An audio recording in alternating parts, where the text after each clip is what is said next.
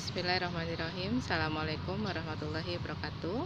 Buat teman-teman semua, sore hari ini saya akan sharing lagi buat teman-teman ya, terutama subscriber yang ada di YouTube dari Adriani ya. Mudah-mudahan apa yang saya sharingkan ini bermanfaat. Nah, sore hari ini saya sedang ada di Taman Kota di Kota Pati ya, teman-teman. Di sini suasananya benar-benar sejuk ya, walaupun dekat dengan jalan ya.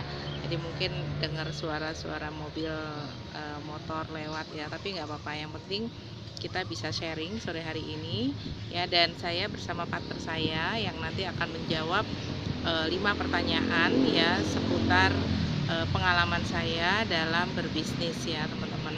Nah, sekarang kita persilakan untuk pertanyaan pertama. Silakan. Bu Neli, apa yang sudah dijalankan Bu Neli tentang bisnis, atau gini, bisnis apa saja Bu Neli yang sudah dijalankan? Oke, pertanyaannya, bisnis apa saja yang pernah saya kerjakan ya, teman-teman. Jadi, sejak kecil sebetulnya saya itu sudah senang sekali yang namanya, mencari uang sendiri sejak kecil, sejak SD ya. Dulu kalau, saya review gitu ya, sejak saya kecil itu memang ketika orang tua memberikan saya hadiah ya, ketika juara kelas ya, atau ikut lomba. Kalau dulu ada lomba cepat tepat, ada lomba nyanyi dan sebagainya gitu ya. Nah, biasanya hadiah itu saya jual lagi sama teman-teman gitu loh, teman-teman sekolah.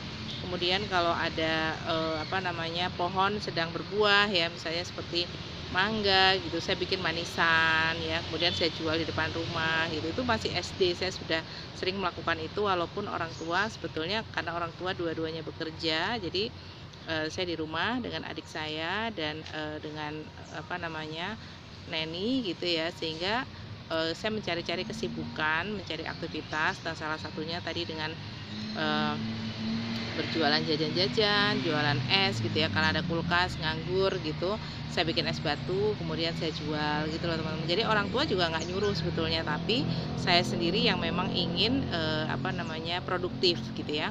Nah, ternyata sampai saya kuliah, teman-teman, ketika kuliah juga saya mulai mencari tambahan ya, walaupun orang tua tetap mengirimkan biaya hidup buat saya cukup ya, tapi saya tetap ingin memiliki yang namanya penghasilan tambahan. Jadi saya mulai berjualan, kemudian saya mulai bekerja ya, kemudian saya mulai ikut mencari tambahan-tambahan penghasilan ya. Setiap waktu yang kosong itu saya berusaha untuk tetap produktif. Nah, usaha apa saja yang saya jalankan itu mulai dari bisnis direct selling ya. Jadi sejak kuliah saya sudah bergabung dengan perusahaan dari Belanda yang namanya Sarali Corporation ya. Jadi saya bergabung dengan perusahaan ini sampai saya lulus kuliah ya. Tapi di luar itu saya masih banyak usaha yang lainnya gitu ya, teman-teman. Saya juga bikin catering gitu ya dengan teman-teman masjid gitu. Kemudian saya juga mengerjakan bisnis direct selling dengan perusahaan lokal ya, dengan PT Mustika Ratu divisi direct selling waktu itu ya. Kemudian saya juga mengerjakan bisnis skincare ya. Jadi saya sempat juga membuat produk-produk skincare ya. Kemudian setelah itu saya menjalankan bisnis retail ya, bahan-bahan kimia makanan. Jadi bahan-bahan bakery, bahan-bahan roti gitu ya, kemudian kimia industri juga gitu. Dan setelah itu saya bekerja sama dengan perusahaan direct selling dari Amerika, yaitu Nuskin Enterprises ya, sampai hari ini. Jadi yang paling baik yang saya jalani dari sekian bisnis yang pernah saya ikuti, saya pernah jalankan, bekerja sama dengan perusahaan dari Amerika ya, yang bergerak di bidang direct selling ini sangat luar biasa buat saya ya. Dipertemukan oleh Allah itu dengan perusahaan yang sangat baik ya, dimana visi misinya itu sangat jelas. Visi dari perusahaan ini adalah memberikan komisi terbesar di bisnis direct selling di seluruh dunia, dan misinya adalah memberikan peningkatan kesejahteraan bagi banyak keluarga di seluruh dunia. Jadi itu bisnis-bisnis yang saya geluti, dan hari ini saya fokus menjalankan bisnis direct selling bersama perusahaan dari Amerika ya, berpartner, yaitu Nuskin Enterprises. Oke, itu yang pertanyaan pertama. Sekarang pertanyaan kedua. Yang setelah saya mendengar itu, Ibu Neli kan bisnis bahan roti. Di daerah saya itu kan bahan roti sangat berkembang, terutama ibu-ibu saat ini bikin kue, apalagi pas lebaran. Kok bisa sekarang nggak diterusin, kenapa Bu Neli?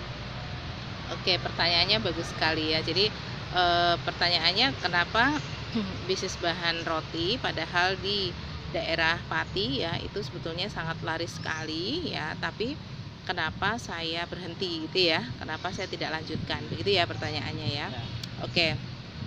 Jadi pertanyaannya bagus sekali. Nah, memang karena background saya adalah di bisnis direct selling, kemudian saya mencoba untuk membuat toko retail ya, jadi berbasis bahan kimia ya. Jadi bahan kimia itu ada toko sendiri, kemudian saya buka bahan kimia makanan ya, atau bahan-bahan roti atau bakery gitu ya. Nah, sebetulnya tokonya itu sangat laris ya teman-teman. Jadi saya buka di jalan yang memang betul-betul rame dekat pasar. Jadi pusat penjualan di Kota Pati itu di dekat pasar daerah Puri ya. Jadi mungkin kalau orang Pati pasti tahu ya daerah Puri. Nah, di situ memang ramai sekali ya, setiap hari itu banyak sekali, mulai dari penjual makanan harian, jajan-jajan harian yang dititip-titipkan di tempat-tempat makanan, kantor-kantor gitu ya. Kemudian juga ada juga pembeli itu dia memang industri roti, jadi dia membuat bakery gitu ya. Dan itu lumayan banyak ya teman-teman. Sebentar, ada sini. Nah, itu lumayan banyak ya, jadi industri roti yang membeli. Maaf teman-teman, ada semut. Nah, kemudian selain penjual roti harian, kemudian ada juga industri roti and bakery, ada juga dari sekolah juga ya, karena kebetulan dekat dengan SMKK yang jurusan Boga, jadi mereka sering praktek bikin jajan ya, anak-anak sekolah SMK itu. Jadi sebetulnya rutinitas harian di toko bahan roti itu sangat luar biasa padat ya teman-teman. Jadi saya dibantu oleh beberapa karyawan ya, karena paling banyak di bahan-bahan roti itu repacking ya. Jadi repacking mulai dari tepung, margarin, mesis ya, kemudian gula ya, kemudian coklat blok dan sebagainya ya. Jadi saya hitung itu mungkin ada sekitar 800 item bahan-bahan roti ya. Dan ternyata di bisnis retail itu ketika sangat rame ya teman-teman, itu memerlukan manajemen yang baik ya. Jadi manajemen itu mulai dari stok barang, kemudian omset, penjualan ya. Jadi harus ada manajemen yang bagus. Dan di bisnis bahan roti itu juga harus tahu trennya ya. Jadi tren misalnya saat banyak orang menikah, punya acara-acara gitu ya. Jadi ada di Jawa ini memang banyak sekali event ya, di mana event ini berlangsung terus setiap tahunnya ya. Misalnya bulan besar, kalau orang Jawa itu banyak sekali orang yang mengadakan acara pernikahan ya, sehingga di situ roti-roti hantaran itu memang betul-betul ramai sekali. Nah, kemudian ada juga ketika mau lebaran misalnya ya, itu event di mana kue-kue kering, kemudian kue-kue basah ya seperti lapis legit ya, kemudian kue kering seperti nastar ya. Jadi itu memang trennya harus kita tahu ya, musimnya. Nah, kemudian ada lagi misalnya event di mana orang banyak yang ulang tahun misalnya seperti itu ya. Nah, kenapa saya tidak lanjutkan ya teman-teman? Karena ternyata di bisnis retail itu kita memang harus terus mau belajar mengupdate diri ya, untuk bisa menguasai di bidang retail gitu. Tetapi kenapa saya tidak lanjutkan? Karena ternyata bisnis retail itu betul-betul memerlukan effort ya, energi yang sangat luar biasa, dan kita tidak bisa bekerja sendiri, harus bekerja sama dengan karyawan dan lain-lain ya. Nah, tapi saya tidak mendapatkan kebebasan waktu teman-teman, itu yang membuat saya berhenti. Jadi puncaknya ketika bulan Ramadan ya, dimana saat bulan Ramadan itu adalah saat dimana rame-ramenya toko ya. Nah, di situ saya menyadari bahwa eee, toko retail itu memang betul-betul ketika rame ya seperti bulan Ramadan itu betul-betul menyita waktu saya, sehingga ibadah saya menjadi, apa namanya, tidak khusyuk ya teman-teman. Karena kadang-kadang toko pagi-pagi sekali sudah rame, sampai malam sekali gitu ya, apalagi mendekati hari raya gitu, itu rame sekali. Nah, di situ ibadah saya jadi terganggu, teman-teman. Nah, karena saya alami beberapa tahun, saya menjalankan itu selama 7 tahun, kemudian saya mengambil sebuah keputusan untuk menghentikan toko tersebut karena saya tidak lagi memiliki kebebasan waktu, apalagi waktu itu anak saya masih kecil ya, jadi anak saya yang perempuan itu masih SD. Dia sering komplain gitu ya karena saya tidak pernah di rumah. Jadi jam 6 pagi saya udah berangkat dan kadang-kadang jam 9 malam saya pulang anak udah tidur. Jadi saya berangkat ke toko, anak belum bangun, saya pulang, anak sudah tidur. Nah, itu yang membuat, apa namanya, saya tidak punya kebebasan waktu dengan anak ya. Akhirnya saya mengambil keputusan untuk menghentikan toko ya, dimana customer-customer juga menyayangkan sebetulnya karena tokonya udah rame tapi kenapa di stop gitu ya teman-teman. Nah, di situ apa yang saya bisa ambil pelajarannya ya, memang setiap orang itu memiliki pilihan teman-teman ya, apakah dia ingin memiliki kebebasan waktunya ya, kemudian dia bisa memilih ya, karena ketika di toko saya tidak tahu apa-apa kecuali di toko setiap harinya. Jadi hanya berpikir tentang bagaimana toko itu berjalan terus gitu ya. Nah, tapi di satu titik saya merasa bahwa oh, saya harus mencari yang lebih baik lagi ya, supaya saya memiliki kebebasan waktu saya dan juga kebebasan spiritual ya teman-teman, karena buat saya itu penting sekali ya, walaupun kita tetap membutuhkan yang namanya income ya. Jadi itu jawaban saya di pertanyaan kedua, kenapa saya menghentikan usaha bahan-bahan rotinya ya. Mungkin itu. Kemudian pertanyaan yang ketiga. Yang ketiga, berarti kan tokonya tutup kan, Bu Neli? Ada orang lain lagi tidak, Bu Neli? Nah, pertanyaannya baik ya. Jadi ketika saya tutup, apakah ada toko yang lainnya ya?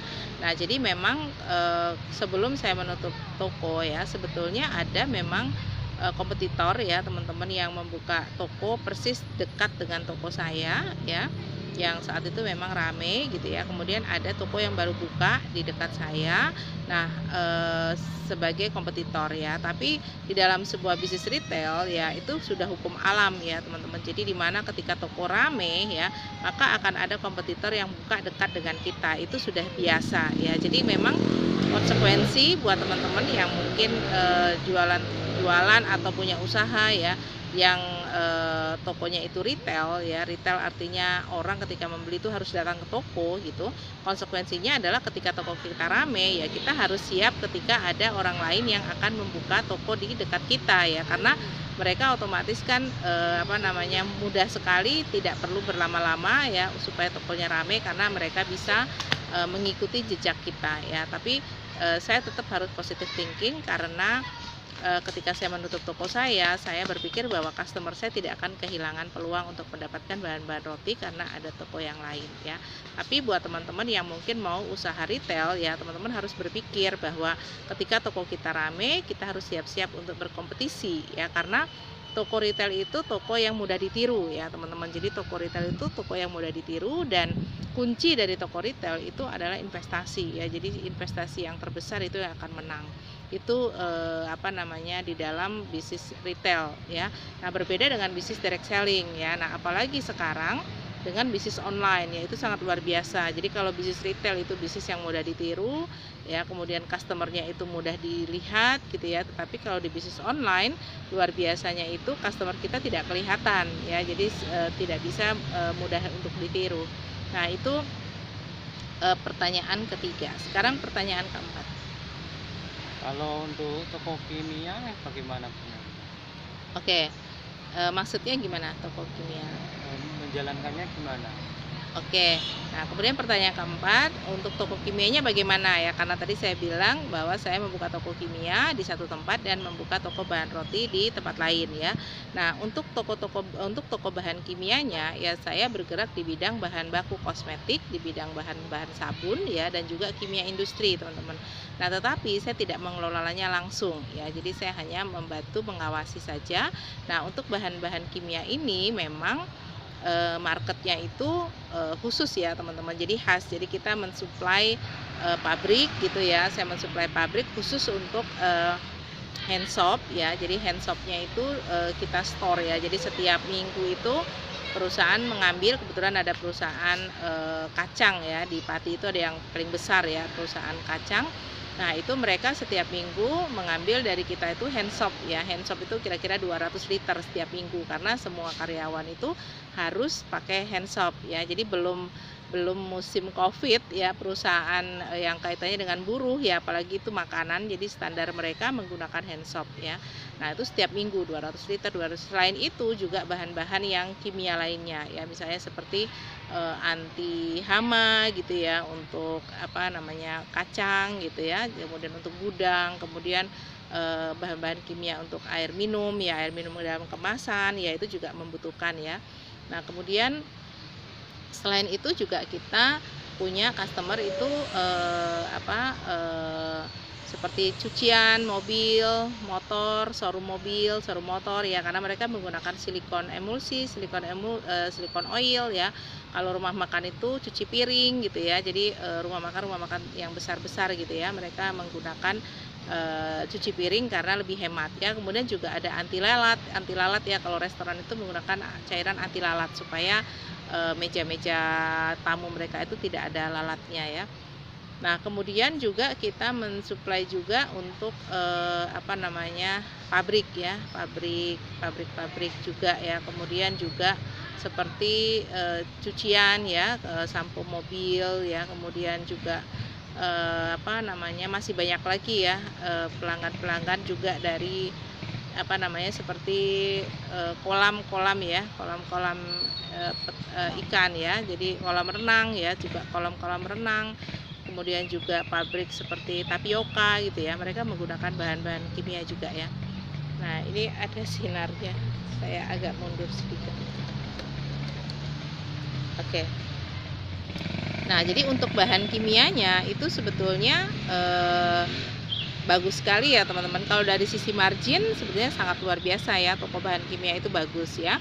Nah tetapi kita memang harus mengikuti perkembangan ya, karena bahan-bahan kimia ini memang sangat riskan sekali, sangat rentan sekali dengan yang namanya pelanggaran. Jadi biasanya itu akan sering ada pengawasan ya, misalnya seperti penjualan seperti misalnya alkohol gitu ya, atau mungkin cairan-cairan yang memang harus ada izin simpan ya, atau izin cukai ya teman-teman. Nah itu memang harus diperhatikan. Jadi untuk bahan-bahan kimia itu ada banyak peraturan yang harus kita penuhi supaya kita menjualnya aman ya. Karena ada beberapa partner saya pada waktu itu, karena ketidaktahuannya ya, mereka menjual alkohol tapi hasil dari tetes tebu ya, dari tetes tebu gitu. Nah tapi karena ketidaktahuannya, karena di situ ada masalah ada problem tentang minuman keras ya, kemudian mereka menggunakan alkohol, akhirnya toko kimia itu yang kemudian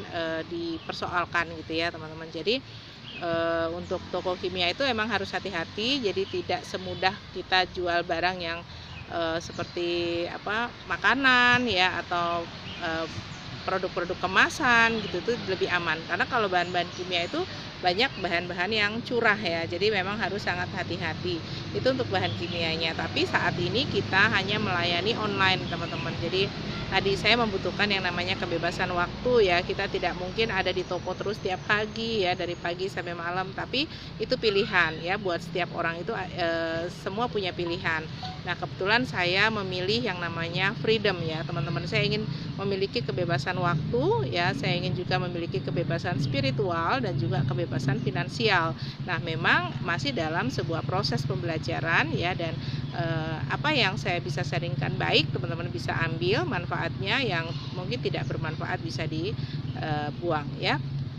Nah itu pertanyaan keempat. Sekarang pertanyaan kelima. Kalau toko kimia online itu bagaimana caranya? Oke, pertanyaannya baik ya. Jadi kalau toko kimia online itu bagaimana ya? Nah, jadi untuk toko kimia online itu memang kita tidak stok bahan-bahannya ya teman-teman. Jadi kita hanya mengirim bahan-bahan yang memang aman ya, seperti bahan-bahan sabun, bahan-bahan pembersih ya. Jadi yang memang dalam proses pengiriman itu tidak berbahaya ya. Jadi kimia umum ya, istilahnya itu kimia umum. Nah, jadi kita melayani hanya untuk teman-teman yang membutuhkan seperti bahan-bahan pembersih, apalagi sekarang musim Covid ya atau corona ini, orang-orang banyak membutuhkan bahan-bahan pembersih ya.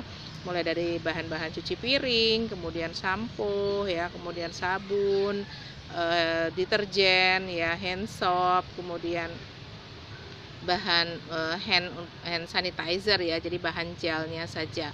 Nah, kemudian juga ada karbol ya, bahan pembersih lantai dan lain-lain. Nah, tujuannya adalah saya ingin berbagi kepada teman-teman ya mengenai manfaat ketika kita bisa membuat sendiri bahan-bahan tersebut, sehingga kita bisa lebih hemat ya, atau kita bisa membuka peluang usaha di kota di mana teman-teman tinggal ya. Nah, jadi sebetulnya toko kimia ini sangat baik bagi teman-teman yang memang senang ya, senang punya toko, kemudian senang melayani pembeli gitu ya, itu baik sekali gitu. Nah, itu sharing saya ya, jadi kita sudah menjawab 5 pertanyaan ya, mudah-mudahan apa yang saya sharingkan ini bermanfaat. Nanti kita akan buat video lagi ya teman-teman, kita sharing lagi tentang pengalaman saya, supaya yang baik teman-teman bisa ambil manfaatnya, yang tidak baik di skip aja. Oke, terima kasih, selamat sore, assalamualaikum warahmatullahi wabarakatuh.